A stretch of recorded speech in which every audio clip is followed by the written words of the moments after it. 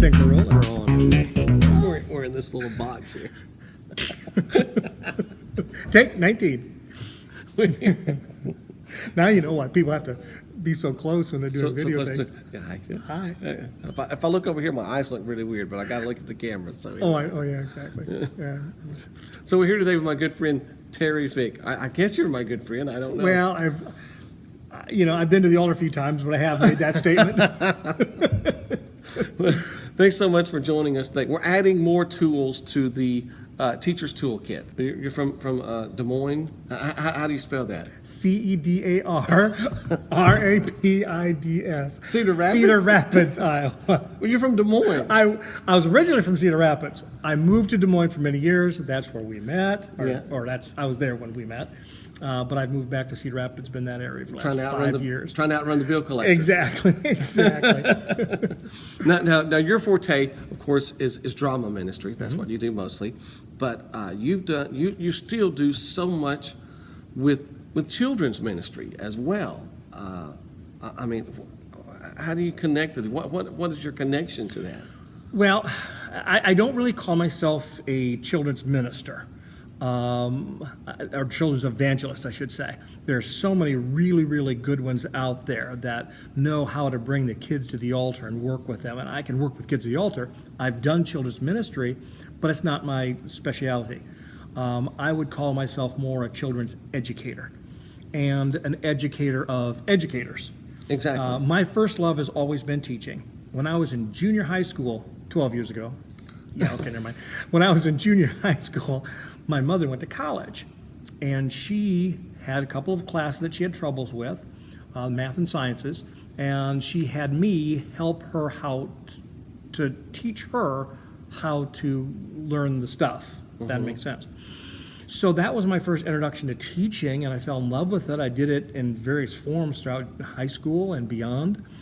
So teaching is my first love, and I love to teach teachers to teach. And that's my emphasis with kids. And I have been with you in classes that you've taught. We've taught classes together, and I've sat with you through classes that you've taught. I've watched you teach the same class hundreds of times, and every time I sat in your class and I watch you, I'm going like, oh well, Terry Vick is doing the Willing Sponges class again. Well, I know all, but every time there's always something new that comes out. Yeah.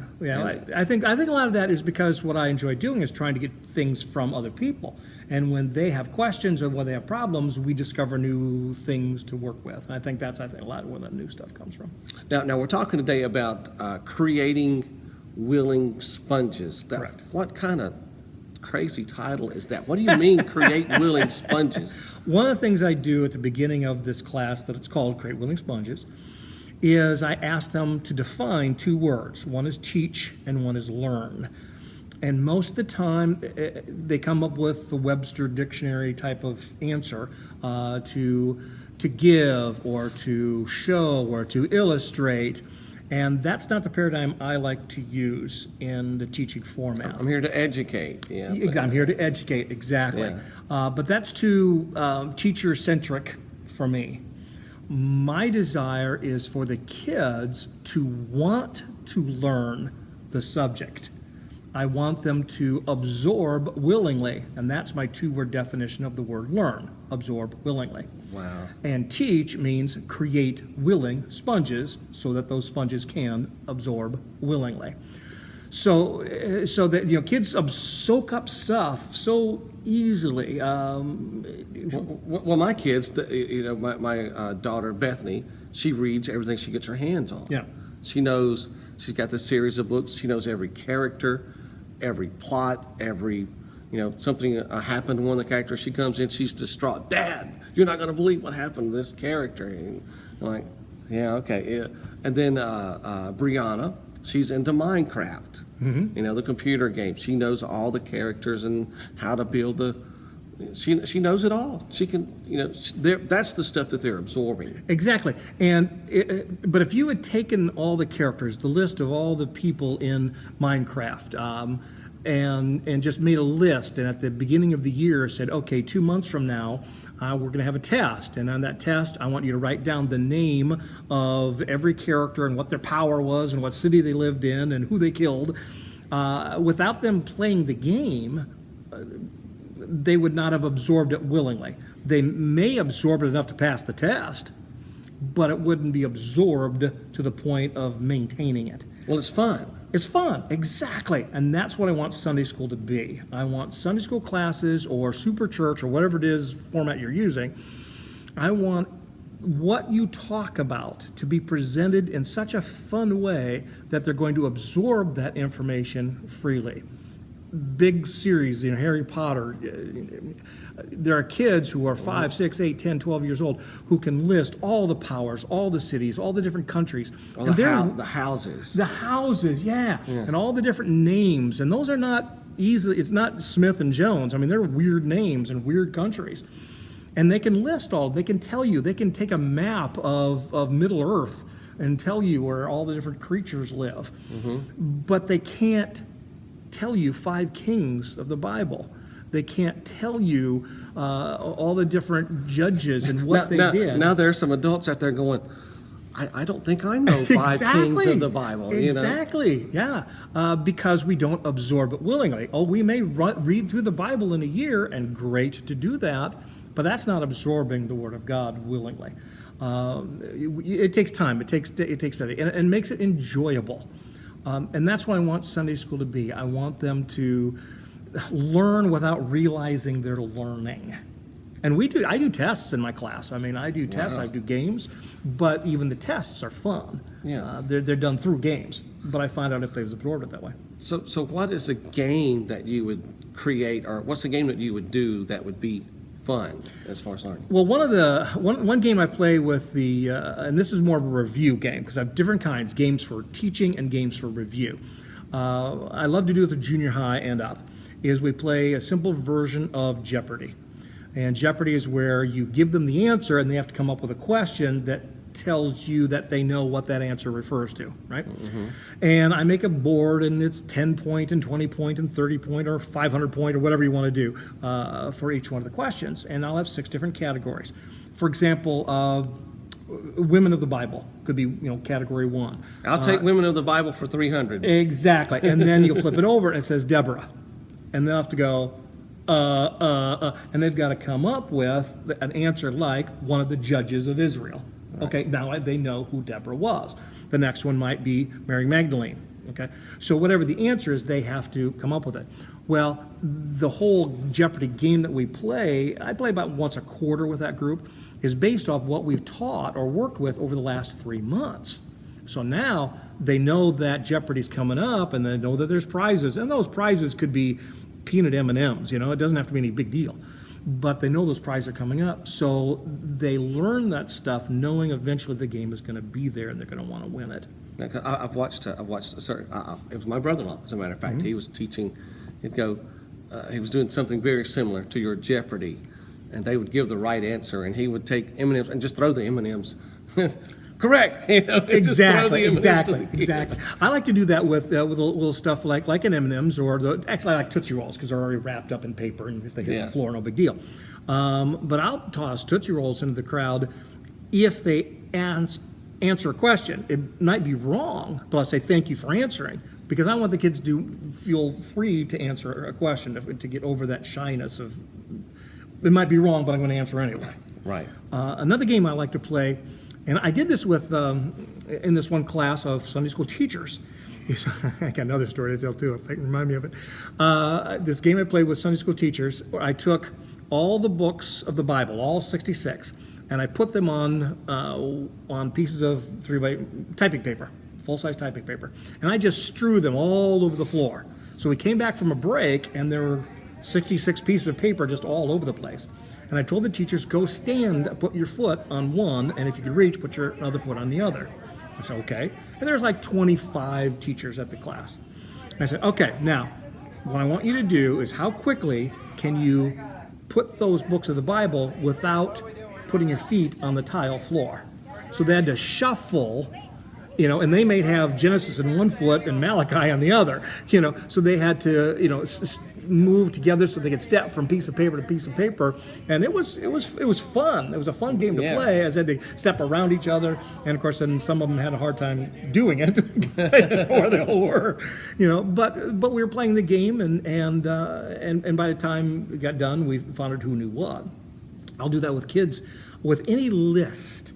It can be a list of the 12 disciples. It can be a list of the fruits of the Spirit.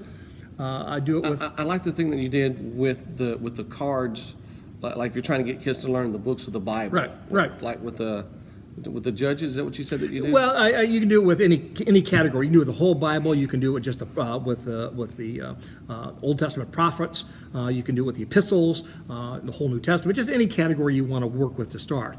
And I'll just shuffle them up. I usually try to divide the kids into like maybe 3 groups, depending on how many you have. And then we'll have some tables, and I'll just hand the different piles to each group, and they're all shuffled up. And I say, okay, whichever group gets them arranged in the correct order, biblical order, that they'll find them in the Bible, whichever group gets it first gets a prize. And they go, well, we don't know it. Well, dig out your Bible, leaf through, find out. And so then they quickly, as fast as they could, oh, Genesis is next, oh, this. And so they played the game, and one team wins, and they get their prizes. Well, then we'll do that again next week, and we'll do it again next week. Each time we do it, it takes less time. So I'm not talking about 20 minutes of time every Sunday school class. I'm talking about 3 to 4 minutes. Wow. So after a period of time, they don't need to refer to the Bible anymore because they have absorbed it willingly because they're playing a game.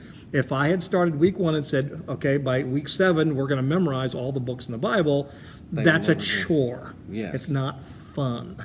And so here, they've done it. And again, I can do that with any list that I want. I know my daughter. Say right there. Yeah. My daughter was it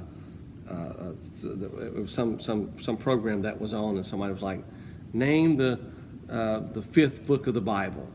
And my daughter was sitting there, and she went, Genesis, Exodus, beginning, number, Deuteronomy. And so she had it. Yeah. She had to go through the list, but she got it. Exactly. That's why we sing the ABCs, A, B, C, D, E, F, G. And I know there are songs for the books of the Bible too.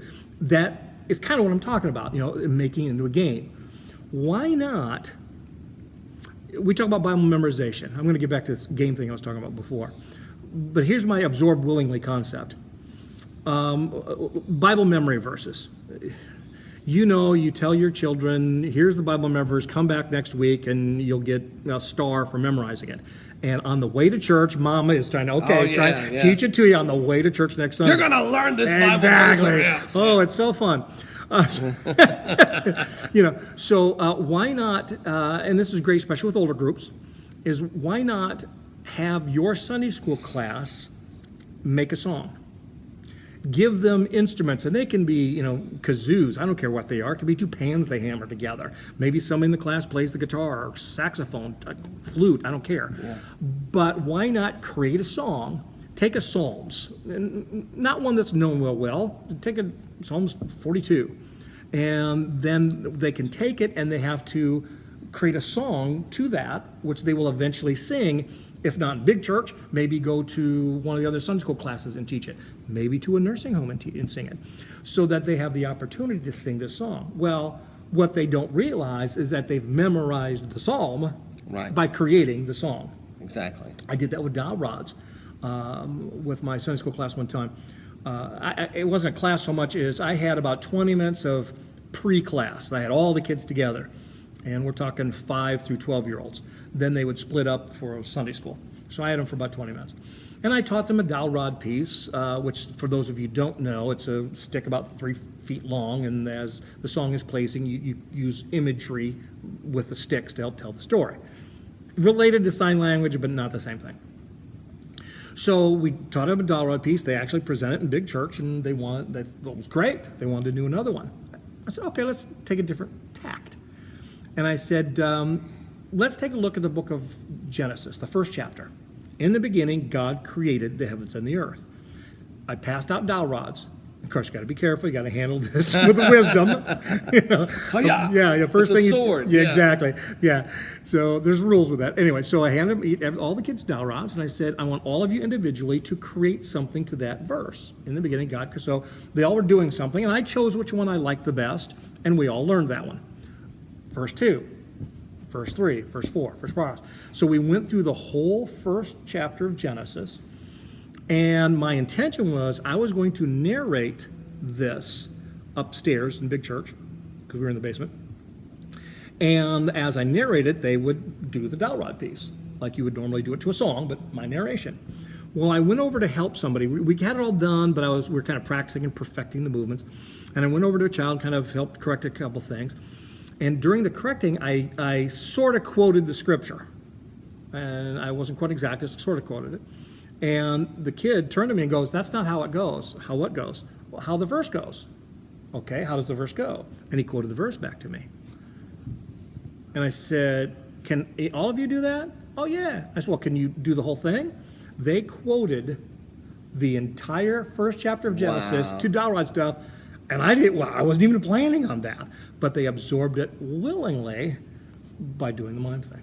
Because they know where they're supposed to go to for each part. Exactly. Wow. Now, I got to tell you a funny story. I was doing a Sunday school conference. It's a 4-hour workshop I do called Create Willing Sponges. And one of the games we play, now in here I have probably 40 to 50 people, and about 8 of them are pastors. So I divided the group into 4 groups, but the one group was just pastors. And I have these big whiteboards, and I divide each whiteboard in half. So they had half a whiteboard. And I said, what I want you to do is a race, because they just came back from a break and like to do something kind of fun. And I said, what I want you to do is run up there one at a time. You just got to do something. And I want you to write down the names of the 12 disciples. And I said, you can't cheat, can't look at your Bibles, put them away, because the first thing people are doing is getting their phones out, trying to look them up. I got it right here. Yeah. Exactly. I said, just the best you can. As a group, you can talk about it, but one at a time. The worst group was the pastors. Wow. It was the worst. I about died laughing because they couldn't get rid of Mark. Because Matthew, Mark, Luke, and John. Because Mark is not a disciple, but they couldn't get rid of him, and nobody could remember Thaddeus for some reason. Anyway, but I was just cracking up, but anyway, so just fun games like that you can play with the kids. Yeah. I love it. Yeah. Now, one of the things I hate. Yes. Because I've had a pastor. One pastor asked me to go through my Sunday school classes and tell me what we're doing wrong. Every class that I went into, first thing. And I told them this. First thing was, every single class, there was a table in the middle of the room. The kids were sitting around the table, and the teacher was holding the paper and was reading the lesson. Yep. And I was just like, oh, please tell me. And I, get rid of the table. That's the first thing I would say. And then don't read the lesson, but you've got to involve the kids in the lesson. I mean, how do you involve them in the story or in the lesson? Well, first of all, one of the things I do at this class is we make a list of activities that kids do, or what we do in Sunday school. For example, prayer time, collect an offering, puppetry, songs, whatever, all the different things that we do. Do a sketch, do puppets, games, Bible memory verse. Snacks. Don't get me started. but one of the things that tends to get mentioned is the lesson. And I said, what do you mean, the lesson? Yeah. Well, that's when you tell them what. Says, what are all these other things for? Why are you doing a puppet sketch? Why are you doing collecting an art? Why are you singing a song? They're at a loss. I says, all of that is the lesson. There is no separate entity called the lesson. Mm-hmm. It's all focused on what I call the moral imperative. That might be collecting, giving to God. That could be getting the Holy Ghost. Whatever you want to call that lesson for today. Moral imperative. That's what I call the moral imperative. What a big word. I know. I gotta look that up. Okay, go ahead. Sorry. So everything that they do, even the songs, must match the moral imperative or the lesson for that day. Otherwise, why are you wasting their time singing that song? We don't have enough hours in the year. If you teach an hour a Sunday and have maybe on Wednesday night you've gone out with them an hour, you've got 52 hours. Yeah. They spend more time watching movies in 1 week with Okay. negative influence than they will in there. I've done research on this, so Yes. use this. Oh, cool. Between Monday through Sunday, you take a movie, you take computer time, you Yep. take the cell phone, games, and whatever. By the time from Monday through Sunday, a child has had close to 70 hours of high energy entertainment coming their way. Yeah. You have them an hour. You have them for an hour. You have them for 1 hour, and that's it. So getting back to this whole thing of the lecture, every single thing that you do is telling you the story, is telling you the lesson, supporting the lesson.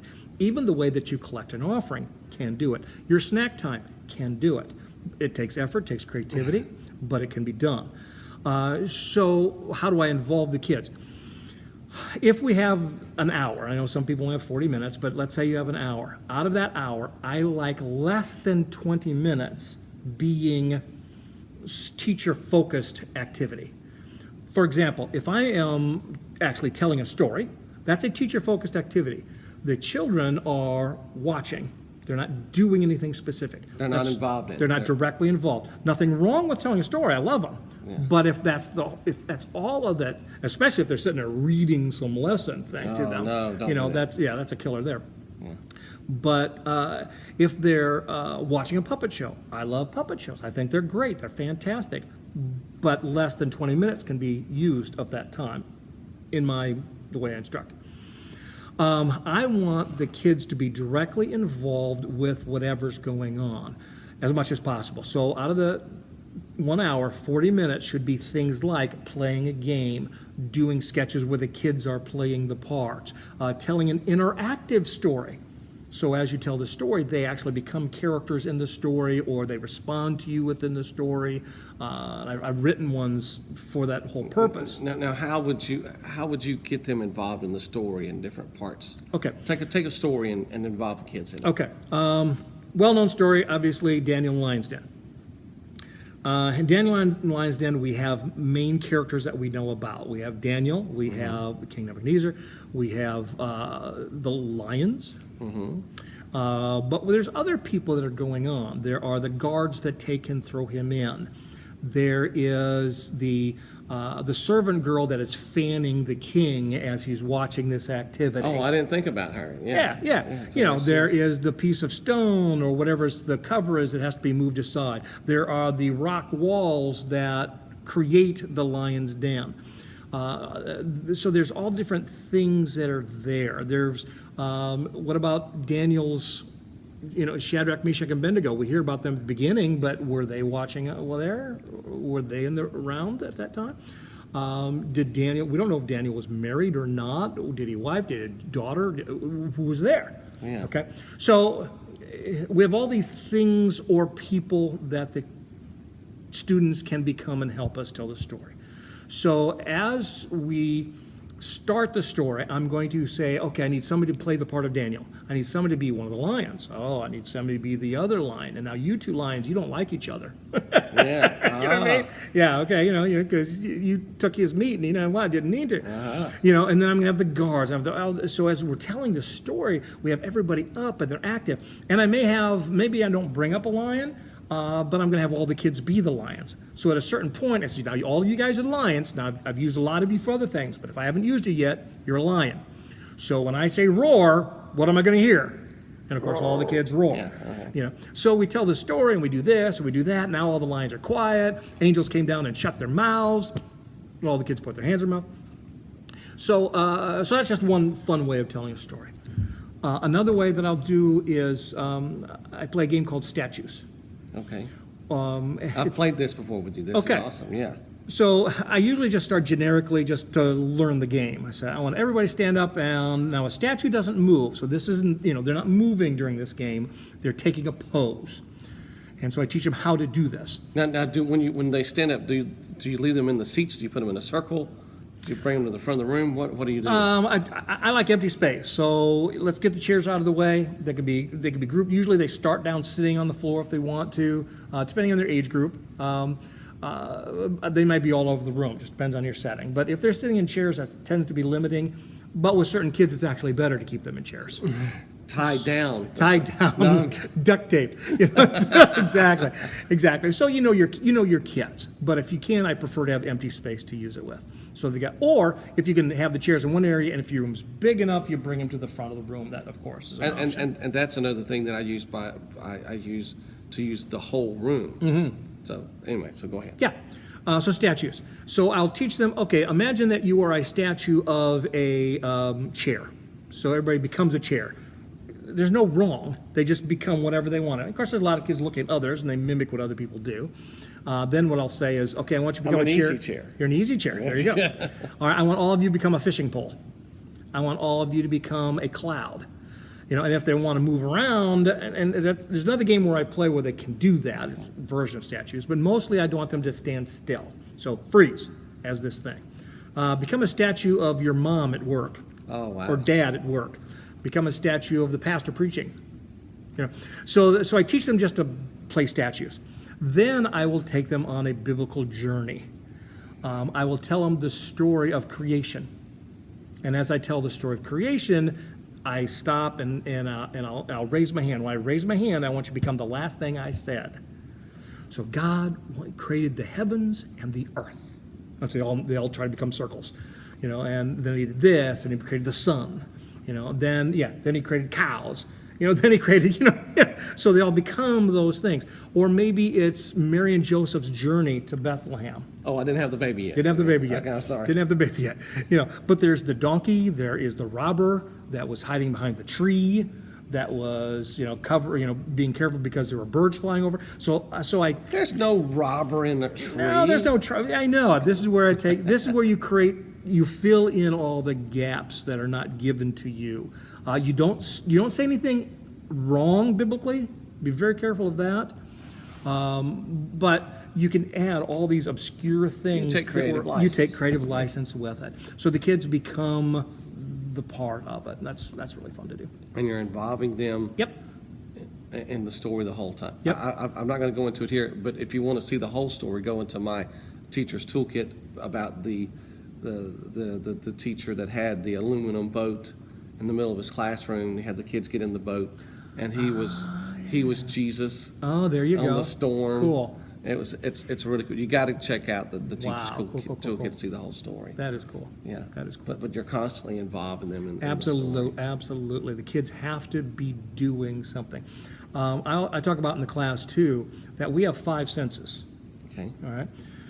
So in this circle learning that I create, I divided the class into segments. Let's say we've got 6 to 8 years old, so we divide into 6-minute segments based on age. Every 6 minutes, at least, something is changing. So then, as we're creating our lesson plan, if you would, in this 6-minute period, I'm going to do a song. You can do less than 6 minutes, but just it's a beginning average. This one I'm going to tell a story. This one we're going to play this game. This one we're going to do that. So I fill in all these activities. And in a 60-minute hour, I've got 10 6-minute segments to work with. Then once we've done that, what I'm going to do is I'm going to say, okay, what senses of the 5 senses do we use are being used? Well, most of the time it's sight and sound.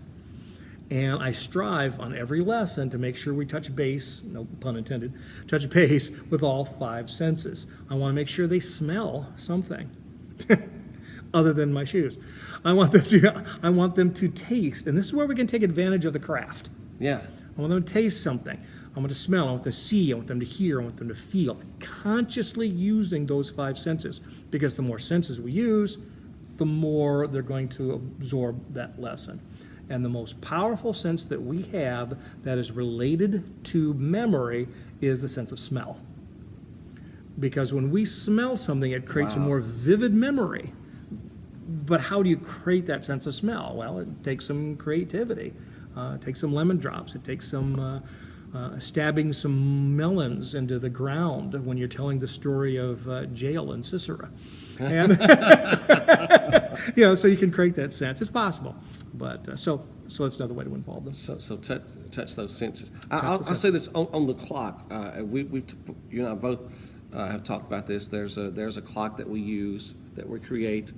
If your class is 45 minutes, you divide that up into, and you alluded to it. If your children are 6 years old, well, that's normally 6 minutes is the time Yeah, limit. it's So average. you divide it up.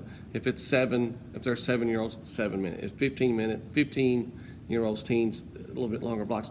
I also even break it down to where, say you're in you have 7-year-olds. Well, I can do something that lasts 10 minutes, but in that 10-minute window, whether it's a game or whether if I'm involving them in the story, I'm doing it automatically anyway. But in that window, I better be doing something different. Even in if it's going to 7 the other minutes. side of the room. If going to the other side of the room is something different, let me pull a kid up. That's different. But like if you're involving kids in the story, well, you're changing every 30 All the seconds, and so you're eventually adding stuff to it. So, but at least if you're doing something, 7-year-olds, I don't know where 7 came from. You better be changing something within Right. 7 minutes or beforehand. My rule is 3 minutes. Yeah. I try to be doing something different Yeah. every 3 minutes. You can always go less. No problem with going less. And you know that in your class, you know your kids. You know you've got some 7-year-olds that can go 10 minutes, 12 minutes, no problem. But you also may have some 15-year-olds in that class that can only handle 2 minutes at a time. So you got to know your class. But that age is kind of the best barrier. Try not to butt against it. You're going to want to change gears. You really are. We live in what I call the CNN generation. It used to be we could sit around and listen to the radio for an hour or two and just, rock a chair or sit there right next to it, just listening away. Right. And not worry about anything. Well, then we came the TV generation where there was a commercial now it's every 6.5 minutes, I think, or 7 minutes. But even at the beginning, there was commercials only every 15 minutes. Well, then became the computer age, where our attention span started to disappear. Now we have kids living in what we call the CNN generation. When you watch CNN, you not only see the people speaking, but you see 2 different sticker takes going across with information, one direction, the other direction. Then at the top, you see another thing going on, and once in a while, something else will pop up. Now, for some of us, that's like, whoa, there's too much going on. But for the generation that's growing up, they're able to see all those things and absorb everything at once. And those are our kids that are in Sunday school. Yeah. So we need to keep it popping. We need to keep it fun. And it's not a matter of battling that. No. I'm not going to. No. A friend Right. of mine, Barry Mitchell, said I'm not going to battle that, but now that I know Yep. that that's how they're learning, then that's how I'm going to teach. Exactly. Now you have a lot of stuff that you offer, and of course, you've got some new stuff that you're offering as well. I'm calling it a subscription service, but what is it? It's that called you're the Apple Core Club. And what it does, it gives you 19 totally different, totally brand new things that you can use in your Sunday school class every month. For example, No, are you saying 19 things or 19 things a month? 19 things a month. Wow. Each month. Okay, go Yeah, ahead. so what we do is when I say we, I'm talking my wife, Desiree, and I, we take a 4-week month and we create an overall theme. For example, this next month is obscure Bible characters. And then each month is a different obscure Bible character. Then for each one of those, I'm going to create a story. I'm going to write a story. So there's 4 stories, one for each week. Then I'm going to record that story with music background and sound effects. So you can read the story yourself, and then later on, you can, as they're doing the craft, they can be listening to the story with me reading it or other people reading it. I'm going to create 2 brand new puppet scripts, and then I'm going to record the puppet scripts so that you can manipulate the puppets like you would with a song, or you can do the voices live. And with the recording, there's music and sound effects. 4 brand new object lessons that I videotape, and then you can watch and use them, etc. So there's a list of 19 things that we provide. Some of them are actually for drama. I write two brand new drama sketches each month and two brand new song interpretations. It might be dowel rod, it might be acting something out, whatever. So each month they get these 19 things. You can use it to base your actual Sunday school class on or super church, or you can pick and choose and say, hey, I've got these lessons going. Oh, this would be a great thing to add to it. You know, and Right. maybe a year from now before you use this element, but it's all available there. Well, But that's 19 things a 19 month. every month. That's awesome. It's $14.95 a month. That's it. The first 2 weeks. It's not even a dollar. No, a it's less than piece. $1 a piece. Exactly. Yeah. So, but anyway, it's a subscription, 2-week free trial. There's no commitment. You can cancel anytime. You can pay by the year or by the quarter, and it's a little cheaper too. On top of that, So how do we get into the Apple Core Club? you go to my website. There's 2 ways to get there. One is my name, terryvick.com. How do you spell your name? My name is it's TERRYVIK. There's no C involved. So keep it dry. I see. No, keep it down. Not I see. IK. No. TerryVick.com or FitlySpokenMinistry.com. That both goes to the same place. And on there, just look for the Apple Core Club. And then I've got 100 DVDs and other things I've written, and I've got Bible studies for adults and all that different stuff on there as well. But TerryVick.com takes it. I like it. Thank you. Thank you so very much for being No, with us thank today. you. And you need to bring him to your church. He is. No, you need to bring fantastic. this No, guy no, to your bring church. him to the church. No, bring him. How about us? Hey, there we go. That would be a ball. That would be a ball. I would love to work with you. You know, I'm going on a tour with Howie Tiller. I think I don't even want to hear I know this. it. No. He tours with everybody but me. I say this because what I want to do is after we get that tour, we'll get some kinks worked out, and then I'll have the set created. I'll have everything going, and then you and I can do Prisoner of God. Oh, okay. See, I thought you was going to get me to be your sound guy or something. No. I'm looking for a sound guy. No. I think that would be a blast. It would be fun. It'd be fun. See this guy, Brother Terry Vick. God bless you, brother. God bless.